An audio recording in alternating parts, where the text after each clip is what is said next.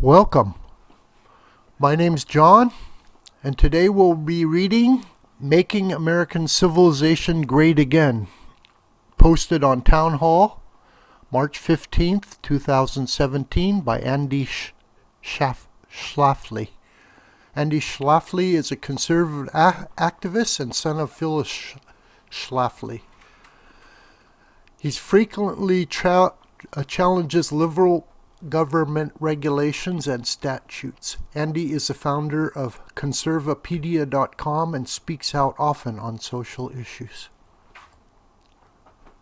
Donald Trump's effective use of Twitter has often dominated a news cycle, but a new tweet from Representative Steve King, Republican, Iowa, is giving the president a run for his money. On Sunday, the 8-term congressman from Northwest Iowa tweeted, "Culture and demographics are our destiny. We can't restore our civilization with someone else's babies." Wilders understands that culture and demographics are our destiny. We can't restore our civilization with somebody else's babies. And from Voice of Europe, hundreds of Islamists shouting Allah Akbar in Rotterdam, the Netherlands. Wilders is right for over 10 years. The liberal media reacted in horror, which briefly distracted them from their day job of non-stop criticism of President Trump. A columnist for the Washington Post objected to King's reference to our civilization as being distinct from others, while feminists predictably took offense at the suggestion that American women should have more babies. Steve King's belief that Americans have a distinct civilization, which is better than others and worth preserving, has a long and distinguished history. Alexis de Tocqueville noted it during his 9-month tour of America in 1831 through 32, which he summarized in his 1835 book, Democracy in America. The position of the Americans is therefore quite exceptional. A half-century before Tocqueville's tour, a French immigrant named Crèvecoeur asked, "What is the American, this new man?" Crèvecoeur's Letters from an American Farmer, published in 1782 and widely circulated in Europe, explained that Americans were in the process of creating a remarkable new civilization. Yet another Frenchman who recognized the preeminence of our civilization was the sculptor Frédéric Bartholdi, who created what the poet Emma Lazarus called a mighty woman with a torch. But Bartholdi never intended his Statue of Liberty to invite the world's huddled masses to come here, and he would have been horrified that his masterpiece was hijacked to symbolize immigration. Far from immigration, the statue's title and theme is Liberty Enlightening the World.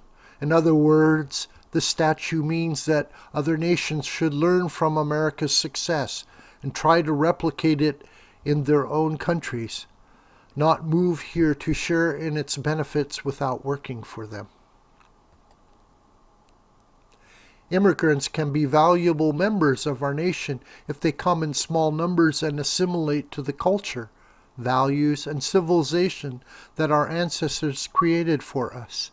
That doesn't happen much anymore because so many powerful forces promote multiculturalism and separatism of immigrant groups, encouraging new immigrants to indulge in grievances and resentment for their alleged oppression by the white male patriarchy.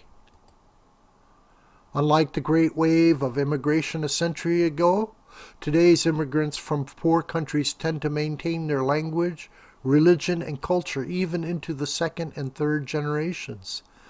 This is illustrated by a new report from the U.S. Department of Homeland Security, which said that most foreign-born U.S.-based violent extremists likely radicalized several years after their entry to the United States. As the DHS report concludes, that has the effect of limiting the ability of screening and vetting officials to prevent their entry because of national security concerns. Orlando, Chattanooga, and the Boston Marathon are just a few examples of first and second generation Muslim immigrants who became radicalized and committed terror attacks in our country or left to join the fight overseas. Steve King is not backing down in the face of criticism, including the second part of his tweet, which said that we can't build a civilization with somebody else's babies. Here's a talking Trish said to him, "You are a nut job and deserve whatever falls from the sky."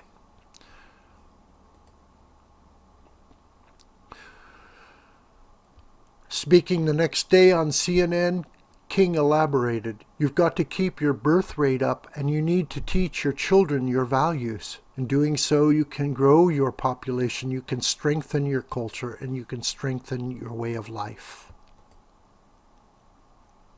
After the post-war baby boom collapsed around 1970, some began to think that immigrants could somehow substitute for the babies that Americans stopped having.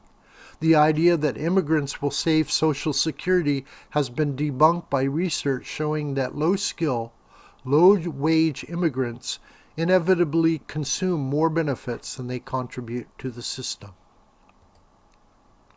Steve King's comments are especially timely as Congress considers a bill to repeal and replace Obamacare.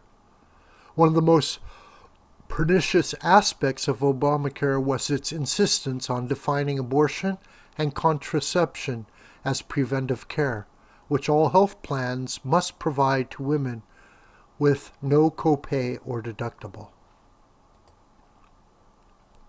Preventing babies from being born is not medicine, Steve King said in 2011, when Obamacare's contraceptive mandate was being challenged by Hobby Lobby and the Little Sisters of the Poor. That's not constructive to our culture and our civilization. If we let our birth rate get down below replacement rate, we're a dying civilization.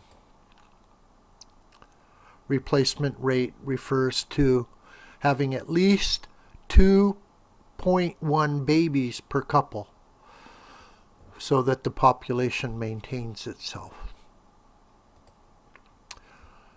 Make the Netherlands great again. It's very possible this person may be the next leader of the Netherlands. Without backing down, Steve King tweeted, "Let's make Western civilization great again."